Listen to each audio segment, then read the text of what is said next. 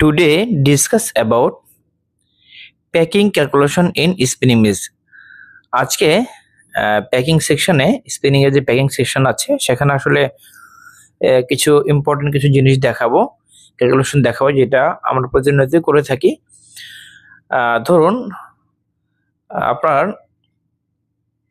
Per day production হচ্ছে আপনার 35,000 KG, অর্থাৎ 35 টন পার ডে প্রোডাকশন। তো সেক্ষেত্রে পেপারকোন কতগুলো লাগবে? পেপারকোন নিট আমি লিখেছি, পেপারকোন নিট ইকুয়াল হচ্ছে 35,000 ভাগ হচ্ছে 2.08। এই 2.08টা কি 2.80। তো 2.80টা হচ্ছে আপনার প্যাকেজ ওয়েট, এটা হচ্ছে আপনার প্যাকেজ ওয়েট, ঠিক আছে। তো 2.80 আবার ধরেন 2.08 হতে পারে, 2.08 হতে পারে।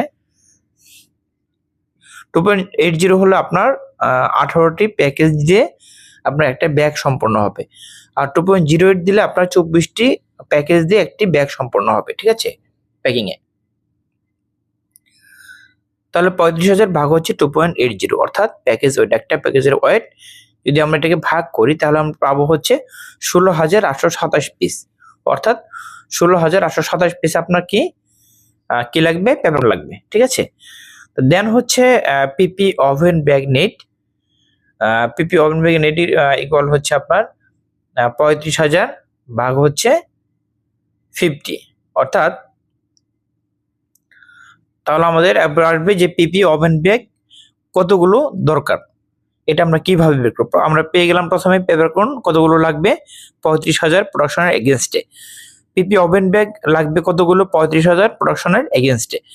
তো 35,000 ভাগ হচ্ছে তাহলে একটা ব্যাগের ওজন, এটা হচ্ছে 1 ব্যাগ ওয়েট, ওকে, অর্থাৎ এক ব্যাগের ওজন 50 কেজি। হ্যাঁ, এই 50 দিয়ে আপনার 35,000কে ভাগ দিলে আমাদের কত পিপি ওভেন ব্যাগটা বের হয়ে যাবে, 700 পিস, টোটাল হচ্ছে 700 পিস, ওকে।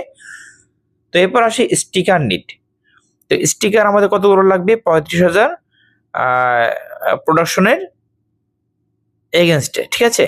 ধরুন একদিনের প্রোডাকশন হচ্ছে 35,000, তো ভাগ হচ্ছে তাহলে আমাদের স্টিকার লাগবে হচ্ছে আপনার আমাদের যে প্যাকেজ ওয়েট আছে, অর্থাৎ একটা প্যাকেজ ওয়েট দিয়ে আমি কি করেছি এটা ভাগ করেছি, তাহলে আপনার তাহলে নাম্বার অফ স্টিকার বের হয়ে যাবে। কারণ হচ্ছে যে আপনার একটা প্যাকেজের মধ্যে, একটা পেপারকোনের মধ্যে একটা স্টিকারই সাধারণত দেওয়া হয়ে থাকে, ঠিক আছে।